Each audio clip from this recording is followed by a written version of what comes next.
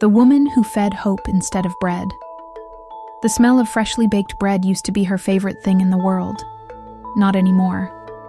Now that smell reminded her of everything she'd lost. The little bakery she once owned, the husband who'd left when things got hard, and the warm mornings that used to feel like home.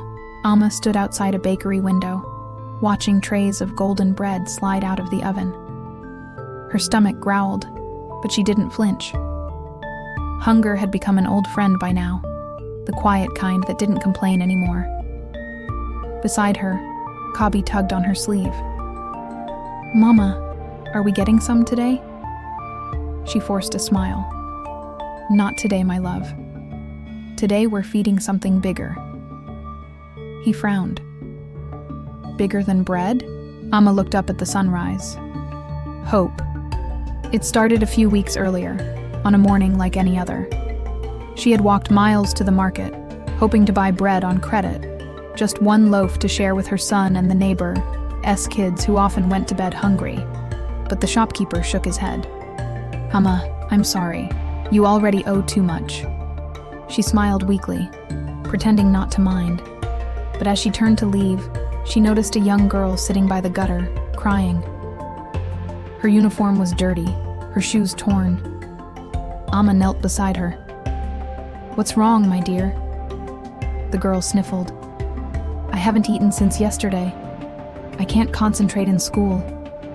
Amma's throat tightened. Without thinking, she took the small loaf she'd just borrowed for Kabi and handed it to the girl.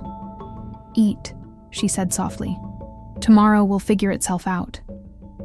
The girl's eyes widened. "But what about you?" Amma smiled. "I'm full already." She wasn't. But somehow the lie felt like the truth, because watching the girl eat filled something deeper than her stomach. That moment changed everything. Amma started sharing whatever little she could. A piece of bread here, a bowl of rice there.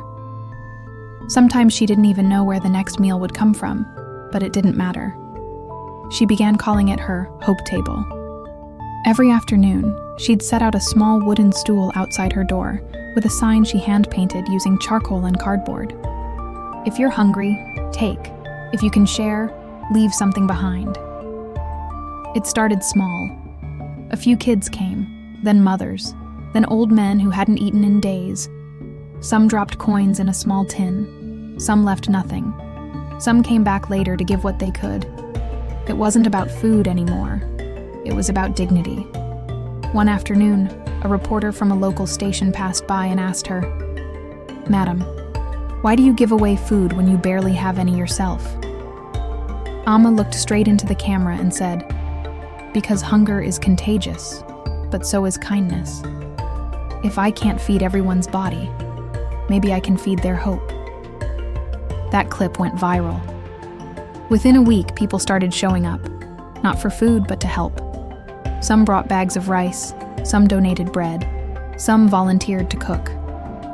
The Hope Table became a small community kitchen. Kabi, now proud and growing, helped serve people with a grin that could melt any heart. He told everyone, "My mom feeds hope. That's her secret recipe." Amma laughed every time he said it, but deep down, she knew he was right. Even on the days when the food ran out early, she'd still gather everyone and say, "Come, let's eat stories today." And she'd share words, real, raw, full of courage. She'd tell them about the nights she slept hungry, but woke up grateful. About how life might starve your stomach, but it shouldn't starve your soul. People listened, cried, hugged, and left with lighter hearts. Years passed, and the Hope Table grew into a small foundation that served dozens of families. Local students volunteered every weekend. A nearby bakery even began donating unsold bread daily, the same bakery she used to watch from outside. One day, the owner approached her, teary-eyed. "Amma, you've done what we never could. You made bread holy." She laughed, but inside she knew it wasn't her doing alone. It was every empty stomach that taught her how full love could feel. That night, sitting under the stars with Kabi beside her, Amma whispered, "You see, my son, I thought I lost everything when we had nothing to eat. But I didn't lose. I found who I really was. He leaned on her shoulder and said, "Mama, you're the reason hope smells like bread." She smiled. "And you're the reason it never runs out." Quote from Amma, the mother. I stopped feeding the world with bread the day I realized hope fills deeper. You don't need a bakery to make someone feel full, just a heart that refuses to close.